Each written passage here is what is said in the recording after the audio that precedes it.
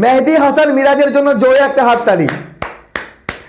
মেহেদী হাসান মিরাজকে নিয়ে অনেকেই প্রশংসা করছে, অনেকেই বাজে মন্তব্য করছে, কিন্তু ক্রিকেটীয় দিক থেকে মেহেদী হাসান মিরাজ আজকে যেটা করে দেখালো, ভবিষ্যতে এই মেহেদী হাসান মিরাজ এবং সালমান আলী আগার এই ঘটনা থেকে অন্যান্য ক্রিকেটাররা শিক্ষা নেবে। ক্রিকেটের নিয়ম এটাই বলে, নন স্ট্রাইকার ব্যাটসম্যান যদি ক্রিজ ছেড়ে দেয় আর ব্যাটসম্যানের ব্যাটে লেগে যদি বল চলে আসে ফিল্ডারের হাতে, সেই ফিল্ডার যদি সেই বল স্টাম্পে লাগায় তাহলে নন স্ট্রাইকার আউট। আর সেই নিয়মেই সালমান আলী আগা আউট হয়েছে। কিন্তু সালমান আলী আগা কেন এত রেগে গেল? সালমান আলী আগা কি বাংলাদেশে হেল্প করতে গিয়েছিল?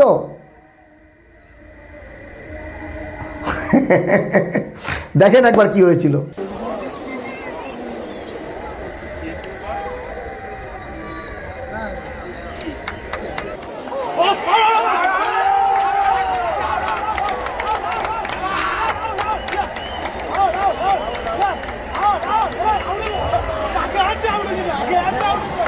বাংলাদেশের ওডিআই ক্যাপ্টেন মেহেদী হাসান মিরাজ আজকে পাকিস্তানের সঙ্গে কি ঠিক করলো?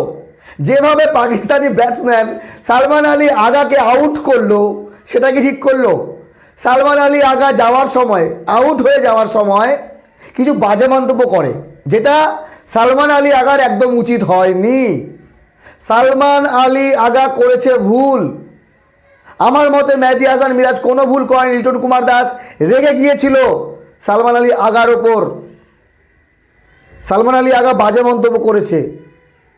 দেখেন ক্রিকেটের নিয়মে কি মেহেদী হাসান মিরাজ ভুল করেছে?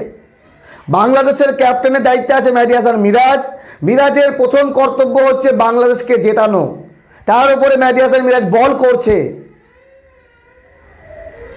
এখন রিজওয়ানের ব্যাটে বল লেগে যদি মেহেদী হাসান মিরাজের হাতে বল লেগে স্টাম্পে লাগতো, সালমান আলী আগা আউট হতো।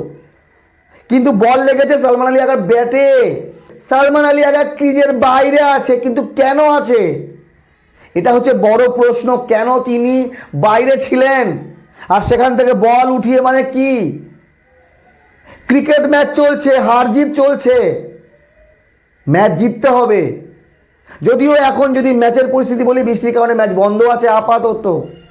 পাকিস্তান এগিয়ে আছে অনেক। এই ম্যাচ বাংলাদেশের পক্ষে প্রায় জেতা অসম্ভব, কারণ 3 উইকেট চলে গেছে বাংলাদেশে 27 রানে মাত্র। তো বিষয় হলো যে মেহেদী হাসান মিরাজ যেভাবে আউটটা করেছে, তারপর সোশ্যাল মিডিয়ায় মেহেদী হাসান মিরাজকে নিয়ে বলা হচ্ছে কেন আউটটা করলো? আউটটা না করলেই তো পারতো। সালমান আলী আগা তো সাহায্য করছিল। বাংলাদেশ দলের ফিল্ডিং করার জন্য 11 জন তো আছে, গ্রাউন্ডে 11 জন আছে, 11 জন ফিল্ডিং করবে। সালমান আলী আগার তো এইভাবে হাত দিয়ে ধরার কোনো মানে হয় না। এর আগেও মুশফিকুর রহিম একবার আউট হয়েছিল বাংলাদেশে, ওয়াইড লাইনের বাইরের বল হাত দিয়ে ধরেছিল, আউট দেওয়া হয়েছিল তাকে। আর এখানে তো সালমান আলী আগা ক্রিজের বাইরে, আর দিমাগ লাগে একটু। সালমান আলী আগার থেকে মেহেদী হাসান মিরাজের দিমাগ অনেক শার্প। ক্রিকেটের যে বুদ্ধি বলে না, ক্রিকেটের বুদ্ধি, এটা অনেক বেশি মেহেদী হাসান মিরাজের। মেহেদী হাসান মিরাজ চালাক চতুর, যেমনটা সাকিব আল হাসান। মনে আছে সাকিব আল হাসান টাইম আউট করেছিল কাকে? অ্যাঞ্জেলো ম্যাথিউসকে।